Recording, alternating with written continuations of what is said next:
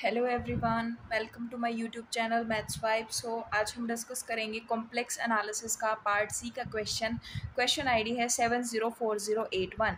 सो question है F B a function from this region unit disc model to Z such that modulus of Z is less than equals to half. So हम क्या करते हैं कि इसको ए consider कर लेते हैं, इसको हम बी कंसीडर कर लेते हैं।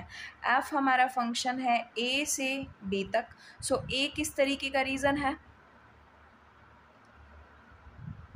ये रीजन जो इसका इंटीरियर है वो ए है। Next mod z less than equals to half, ये जो रीजन है वो हमारा बी है। इसमें बाउंड्री भी इन्वॉल्व है बट इसमें बाउंड्री इन्वॉल्व नहीं है। So F is a function from A to B a holomorphic function, ये एक एनालिटिक फंक्शन है such that F of zero is equals to zero. F of zero is equals to zero, जब भी हमें F of zero is equals to zero दिखता है तो हम स्वार्ज लेमा लगाते हैं। स्वार्ज लेमा हमें ध्यान में आना चाहिए। सो हमें बताना है कि इन चार स्टेटमेंट में से कौन कौन सी पॉसिबल स्टेटमेंट है। So first, modulus of fz is less than equals to modulus of z for all z belongs to the domain A.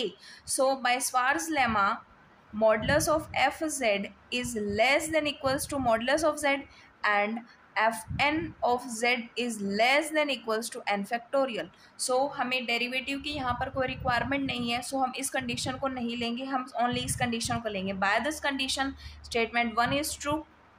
So the next second में क्या है, modulus of f z, second option is less than equals to mod z by two, ये condition. अब mod z क्या है, Z जो है वो हमारा डोमेन इस डोमेन में से है, इस डोमेन में से है, तो modulus of Z is less then one. So this value is less then one, this is strictly less than half.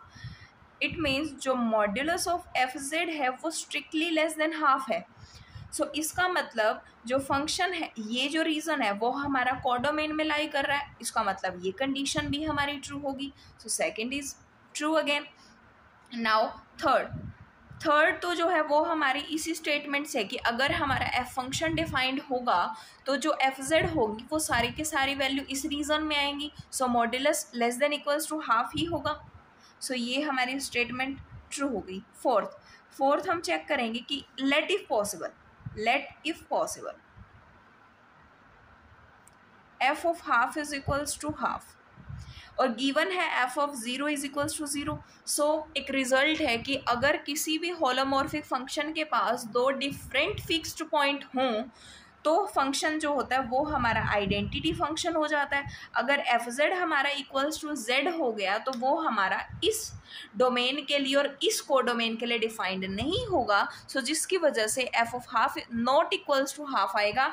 So statement 4 is false. So हमारे आंसर्स होंगे 1, 2 and 3। These 3 options are correct. Thank you.